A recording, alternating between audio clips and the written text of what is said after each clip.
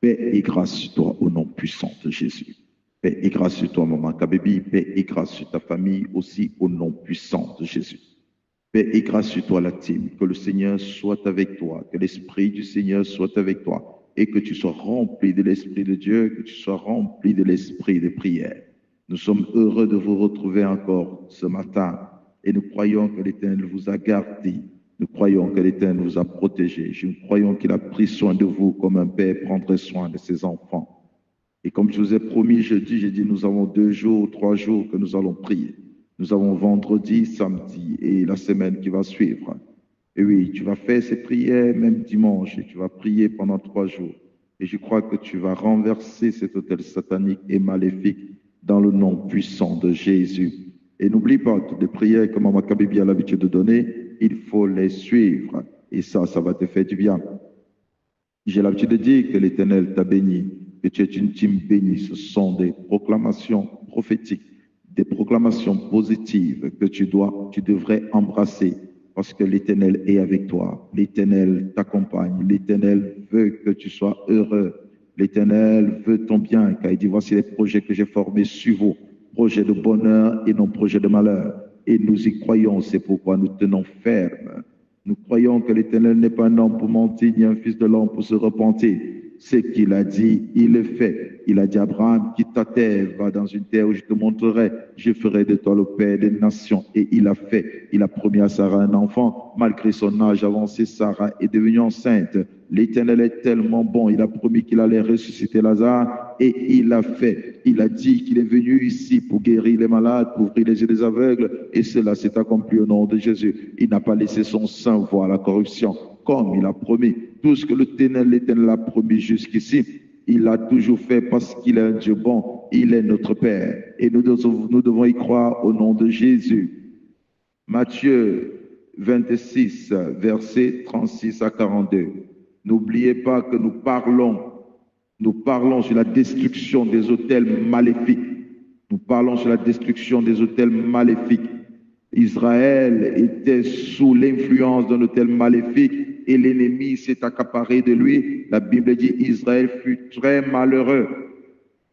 Israël fut très malheureux à cause de Madian. Israël, malgré qu'il était le peuple de Dieu, mais il fut très malheureux à cause de l'emprise de l'ennemi sur sa vie, à cause de tout ce que l'ennemi lui faisait subir, à cause de la maltraitance de la part de l'ennemi.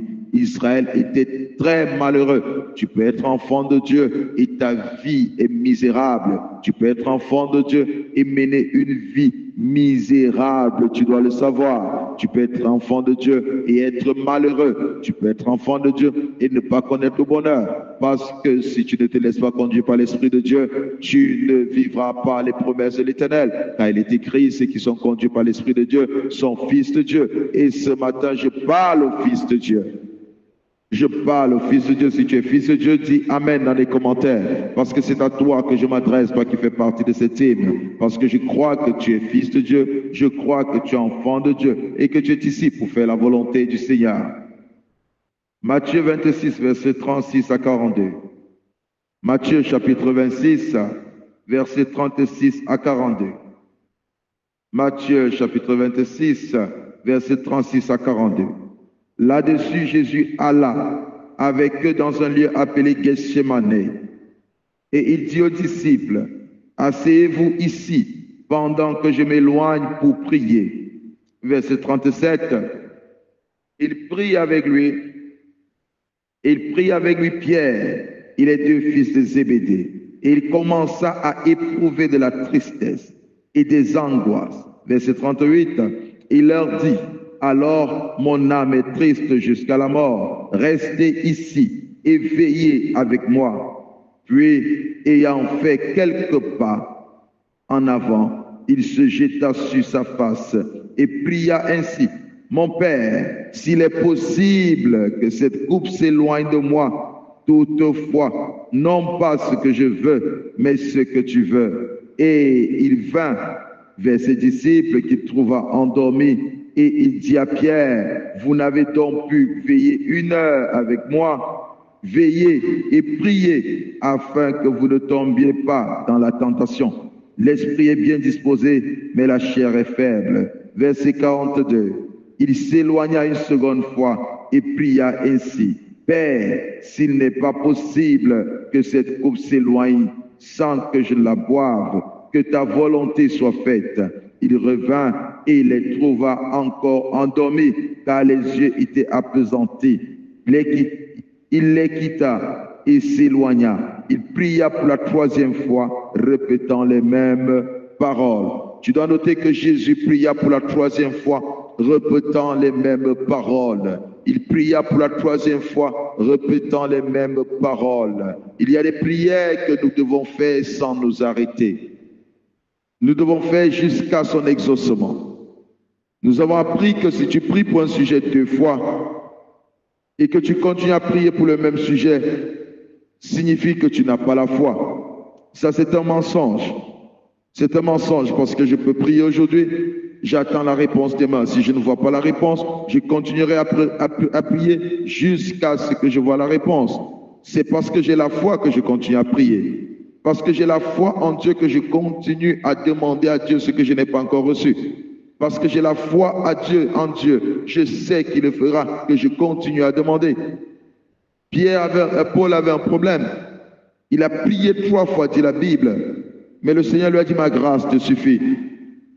Je suis ici pour te dire que prier constamment, prier en insistant sur un problème, ceci ne signifie pas que tu n'as pas la foi. Non, ceci ne veut pas dire que tu n'as pas la foi.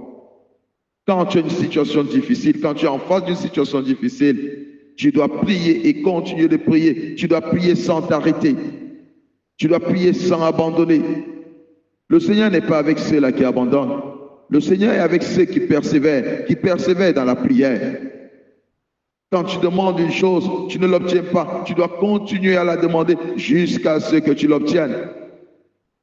C'est comme renverser des autels. Tu ne peux pas prier une fois et t'arrêter. Tu dois continuer à prier. Tu dois continuer à prier. C'est pourquoi je te dis, tu vas prier, tu vas prier, tu vas prier et les choses changeront. Tu vas renverser ces autels maléfiques. Je te dis, l'autel peut être n'importe quel lieu. Toute personne qui se lève même dans sa chambre et commence à proférer le malheur sur ta vie, commence à proclamer le malheur sur ta vie, sa chambre est devenue un autel et lui, il est devenu un prêtre. Lui, il est devenu un sacrificateur du diable. Toute personne, je reprends, toute personne qui se lève dans sa chambre et commence à prophétiser le malheur dans la vie d'une personne, cette personne élève un autel. Parce que cette personne envoie le désir de son cœur à des esprits mauvais. L'autel peut être les toilettes, l'autel peut être la poubelle, l'autel peut être un carrefour, l'autel peut être n'importe quel lieu. L'autel est la résidence des démons, des esprits mauvais. Des esprits qui sont destinés à créer le malheur dans ta vie, à porter le malheur dans ta vie. Et c'est pourquoi tu vas voir beaucoup de personnes souffrent sans solution. Elles ne meurent pas. Elles souffrent, elles sont humiliées. Elles ne vivent pas le bonheur. Elles sont très malheureuses. Tu peux les voir à l'extérieur, tu penses qu'elles sont heureuses, mais elles sont très malheureuses. Beaucoup de personnes prennent la poudre. Vous croyez que c'est pour rien? C'est parce qu'elles sont malheureuses. Beaucoup de personnes vivent dans des boîtes de nuit, dorment et se réveillent dans des boîtes de nuit parce que ces personnes sont malheureuses. Beaucoup de personnes s'enivrent parce qu'elles sont malheureuses. Beaucoup de personnes vivent dans la débauche. Pourquoi? Parce qu'elles sont malheureuses. Elles cherchent le bonheur. Tu peux avoir de l'argent et être très malheureux. On peut tout te donner, mais on t'empêche d'avoir ce que ton cœur désire. Il y a des personnes qui ont l'argent mais qui ne sont pas mariées. Il y a des personnes qui ont l'argent mais qui n'ont pas d'enfants. Il y a des personnes qui ont l'argent mais qui n'ont pas le bonheur, qui ne vivent pas le bonheur. C'est qu'on choisit un angle où on doit te rendre malheureux. Et si tu ne te lèves pas pour te battre, tu resteras dans cette situation. Et si tu n'insistes pas, si tu pries une fois et tu abandonnes sans insister, tu resteras dans la même situation. Et c'est pourquoi Jésus, quand il va enseigner, il nous dit qu'il faut prier sans s'arrêter. Il prend la parabole de cette veuve qui allait chez le juge chaque fois en disant « Fais-moi justice de ma partie adverse ». Elle insistait. Et le juge a dit, même si je ne respecte pas les hommes, même si je n'ai d'égard pour personne, mais parce que cette femme insiste, je lui donnerai ce qu'elle veut afin qu'elle ne vienne plus m'agacer. Jésus aussi, quand cette femme venait crier à lui, aie pitié de mon enfant, Jésus ne faisait qu'avancer, cette femme ne faisait qu'insister. Et Jésus lui a donné la guérison qu'elle cherchait pour son enfant. Parce qu'elle n'avait pas abandonné. Beaucoup commencent à prier, ils abandonnent. Beaucoup commencent à crier, ils abandonnent. Quand les choses font semblant d'aller, ils abandonnent. Tu ne devrais pas abandonner. Tu ne devrais pas laisser tomber. Non, non, tu ne devrais pas reculer. Et c'est pourquoi je te dis, ces moments de prière doivent être pris au sérieux. Oui, tu dois prier sans t'arrêter. Tu dois attaquer, tu dois frapper, frapper, frapper encore. Jésus 3 fois prié, a répété les mêmes paroles, parce qu'il s'est senti faible. Parce que l'autel de Golgotha le réclamait. Jean-Baptiste, quand il présente Jésus, il le présente comme l'agneau immolé qui ôte le péché. Il était prêt à monter à Golgotha. L'autel de Golgotha l'attendait. L'autel de la honte. L'autel de la crucifixion. L'autel de la douleur. L'autel de la souffrance, que lui-même appelle la coupe. Parce qu'il dit, si tu pouvais m'empêcher de la boire, mais toutefois pas ma volonté, mais ta volonté. Comme c'était la volonté de Dieu qu'il passe à cet autel, qui était l'autel même de Dieu, l'autel élevé par Dieu, pour que cet agneau soit sacrifié pour le salut de l'humanité, il fallait qu'il passe. Et le diable procède aussi ainsi. Il élève un autel, il sacrifie des vies pour des autres, il sacrifie ta vie pour quelqu'un d'autre. Ta vie a été sacrifiée sur un autel, tes enfants sacrifiés sur un autel, ton bonheur sacrifié sur un autel maléfique. Et c'est pourquoi tu vis toutes ces choses. Gédéon demande à l'Éternel, pourquoi toutes ces choses nous sont-elles arrivées si tu es avec nous? Malgré la présence de Dieu dans leur vie, le malheur était leur partage. Malgré la présence de Dieu dans leur vie, ils souffraient, ils s'aimaient sans récolter, ils travaillaient sans profiter du fruit de leur travail. Malgré la présence de Dieu, malgré le fait que le Seigneur soit avec eux, ils vivaient malheur sur malheur. La présence de Dieu ne signifie pas l'absence du malheur, mais ça devrait être l'absence du malheur. Et quand apparaît le malheur, tu as l'autorité, tu as la capacité de t'élever et de te battre. Et c'est pourquoi je suis là ce matin pour te dire, tu ne devrais pas t'arrêter. Tu devrais prendre un temps pour prier, un temps pour renverser ces autels, un temps pour détruire ces autels, un temps pour libérer ta destinée. Parce qu'il est écrit, quand le Fils vous a franchi, vous êtes libre. Vous n'êtes pas libre quand vous dormez, chevaux. Vous êtes libre quand vous priez. Vous êtes libre quand vous prenez l'autorité que vous avez, qui est le nom de Jésus. Vous êtes libre quand vous chassez celui qui a été dépouillé. Vous êtes libre quand vous chassez celui qui a été vaincu à la croix de Golgotha.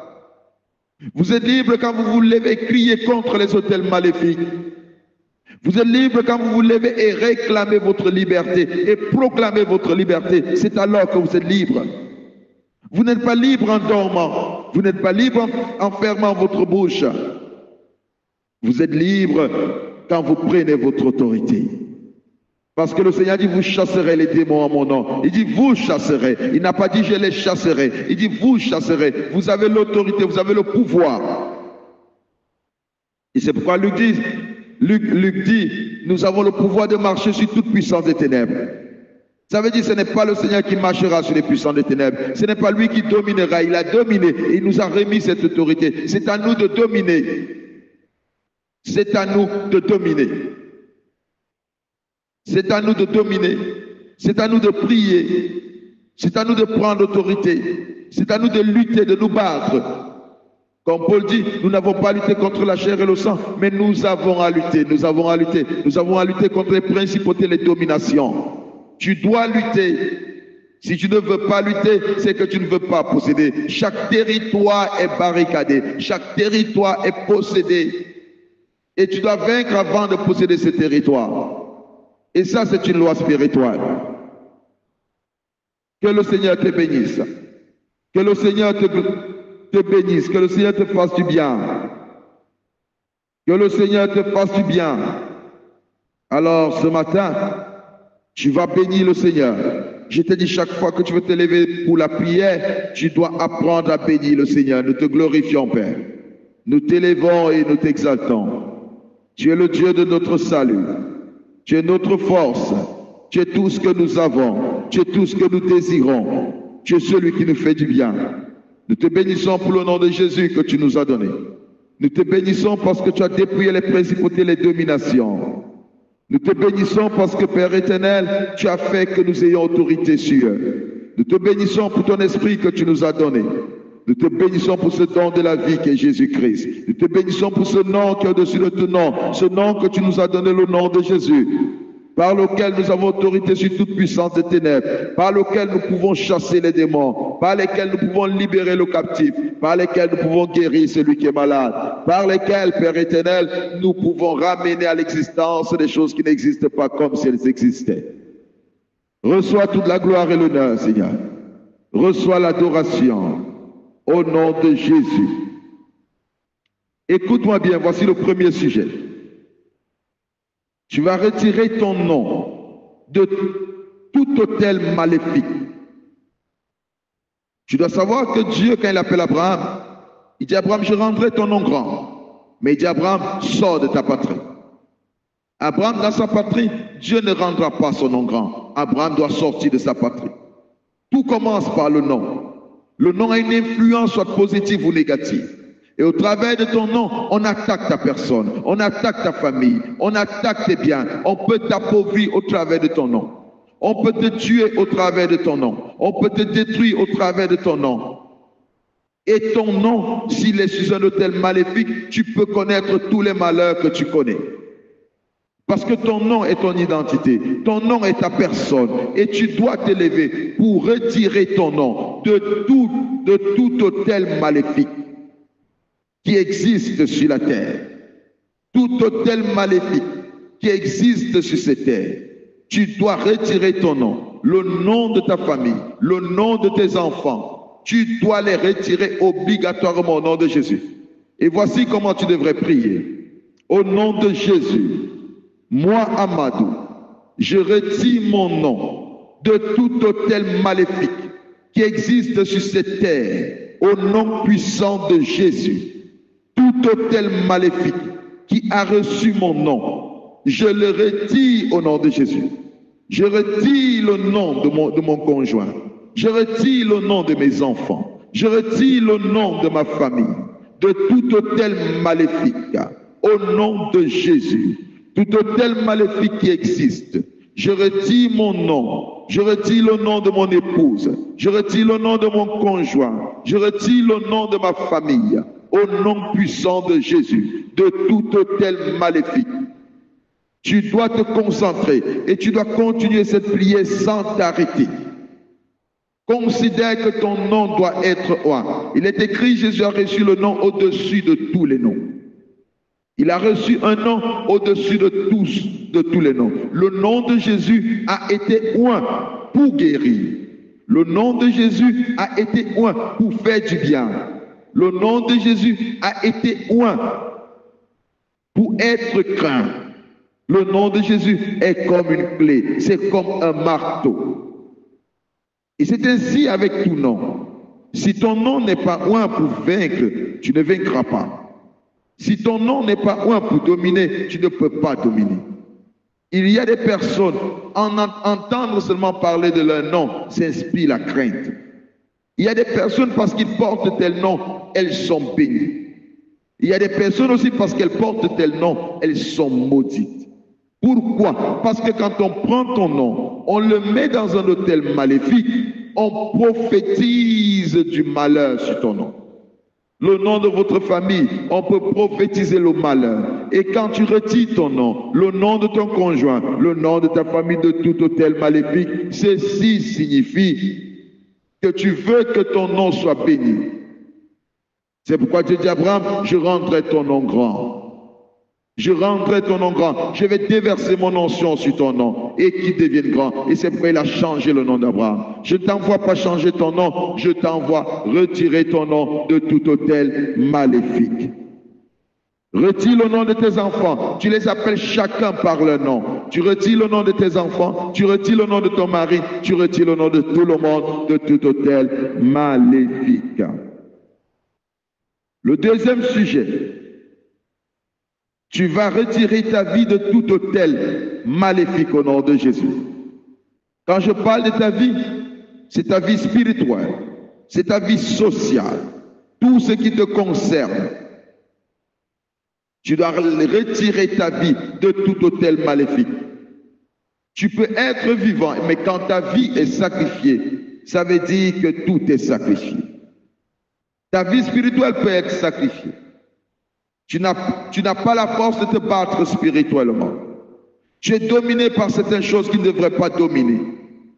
Tu fais parfois des choses que tu ne devrais pas faire en tant qu'une personne spirituelle, en tant qu'un enfant de Dieu.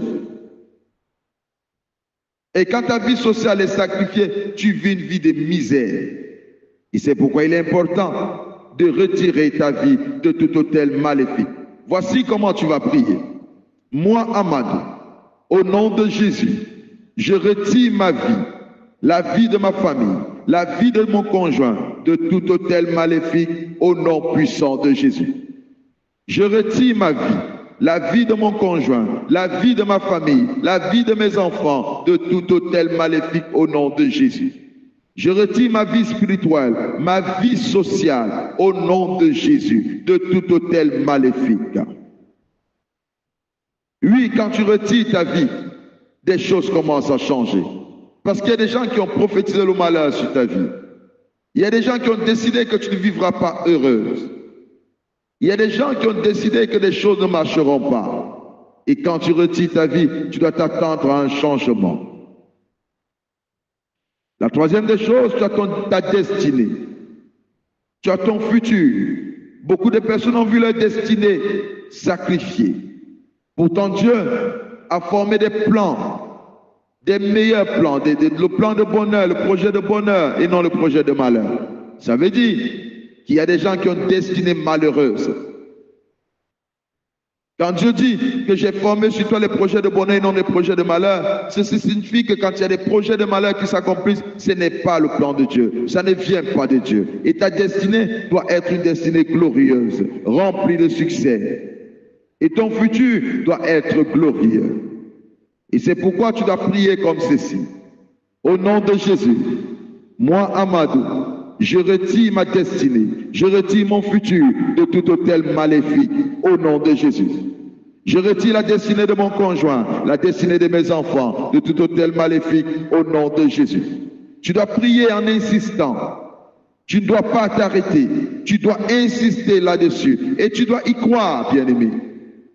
Ta destinée est importante parce que Dieu t'a réservé une destinée glorieuse. Un futur excellent, rayonnant de gloire. Pas de malheur. Ta destinée n'est pas une destinée mauvaise, n'est pas une destinée remplie de malheur, non. Il dit les projets que j'ai formés sur vous ne sont pas des projets de malheur, mais des projets de bonheur. Il y a autre chose que tu vas retirer. Tu dois retirer tes biens matériels. Parfois, c'est un aspect que nous négligeons.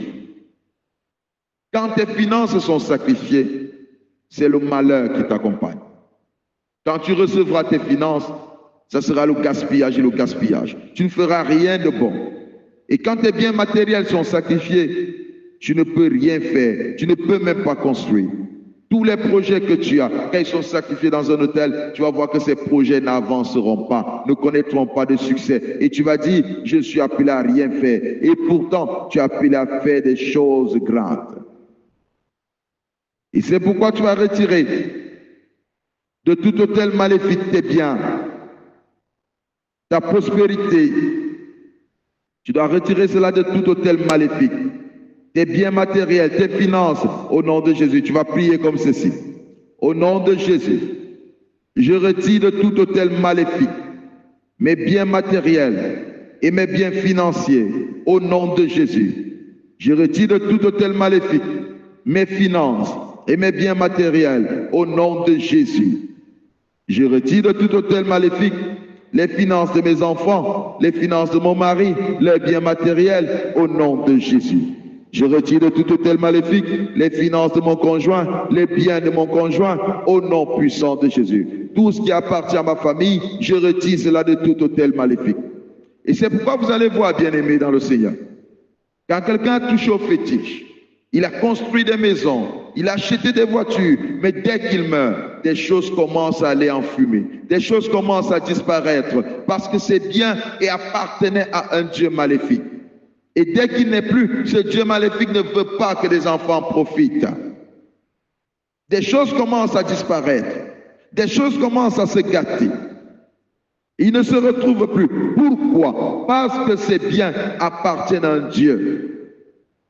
Et c'est pourquoi, quand tu achètes des choses, tu as ton argent, tu achètes des choses, tu dois les consacrer à Dieu. Tout ce que tu as, que ce soit une télévision, que ce soit une cuisinière, tout ce que tu as acheté. Même un fer à repasser, tu dois le consacrer à Dieu. Parce que ce fer peut détruire ta vie. Ce réchaud à gaz peut détruire ta vie. Cette voiture peut détruire ta vie. Tout ce que tu as doit être consacré à Dieu. Parce que s'il est consacré à un hôtel maléfique, il apportera le malheur. Et c'est pourquoi il est bon de prier. Écoute-moi bien. Le Seigneur dit, par la bouche de l'apôtre Paul, qu'il souhaite que nous prospérons à tous égards et que nous soyons en bonne santé. Si tu n'es pas en santé, tu ne vas pas prospérer. Et ce que l'ennemi fait, il sacrifie ta santé sur un hôtel maléfique. Il dit, toi, tu ne seras jamais en bonne santé. Toi, tu seras toujours et toujours malade. Et s'il faut prier pour cela, tu vas prier ainsi. Au nom de Jésus, je retire ma santé, je retire ma prospérité de tout hôtel maléfique. Au nom puissant de Jésus. Je retire ma santé, je retire ma prospérité de tout hôtel maléfique. Au nom puissant de Jésus. Moi, Amadou, je retire la prospérité de mon conjoint. Je retire la prospérité de ma famille.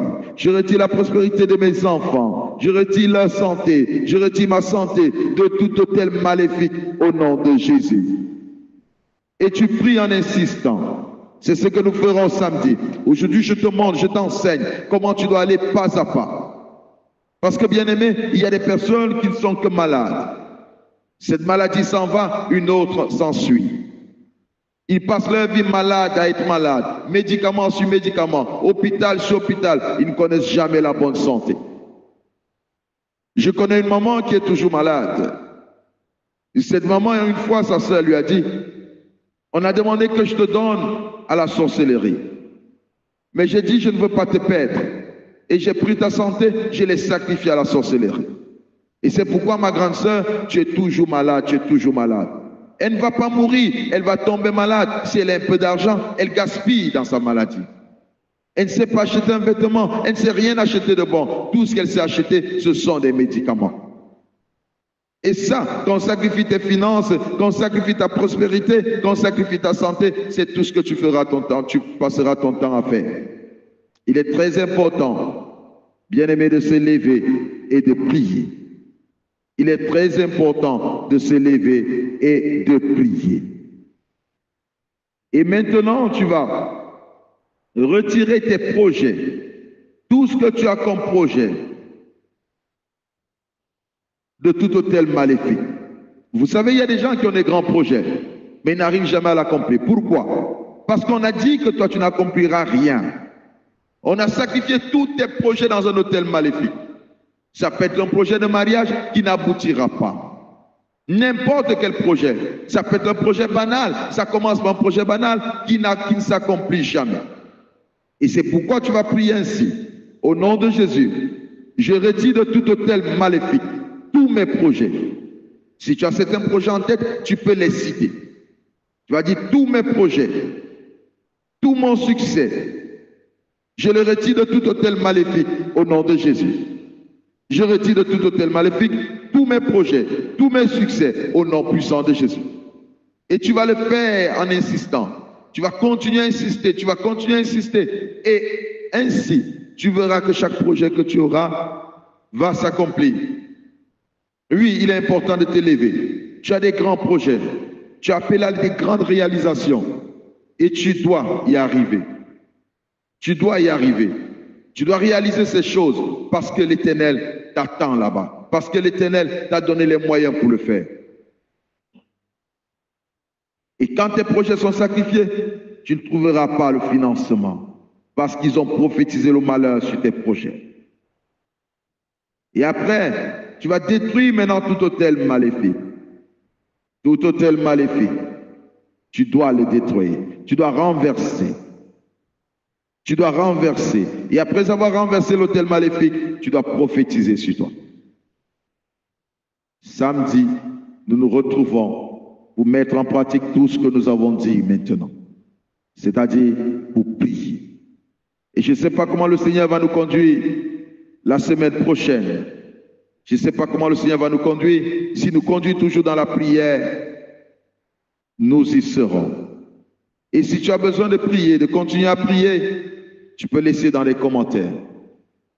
Et oui, parce que le Seigneur va te faire du bien. Le Seigneur va te libérer.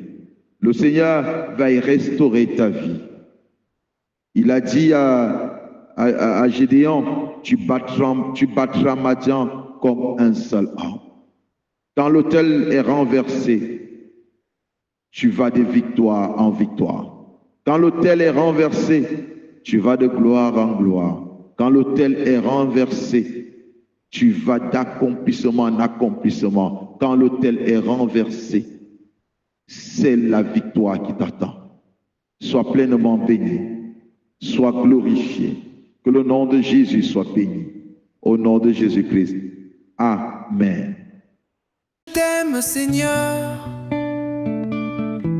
Je t'aime, Seigneur.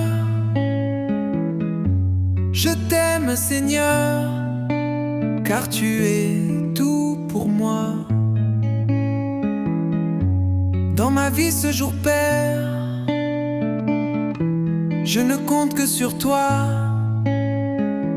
car dans le temps difficile que j'ai traversé, tu es le seul qui m'a montré le vrai amour. Tu m'as tendu la main, non seulement pour me relever, mais surtout pour m'élever devant ceux qui m'avaient condamné. Tu m'as tendu la main pour me transformer, me façonner et me rendre quelqu'un de meilleur à ton goût. Je t'aime, Seigneur.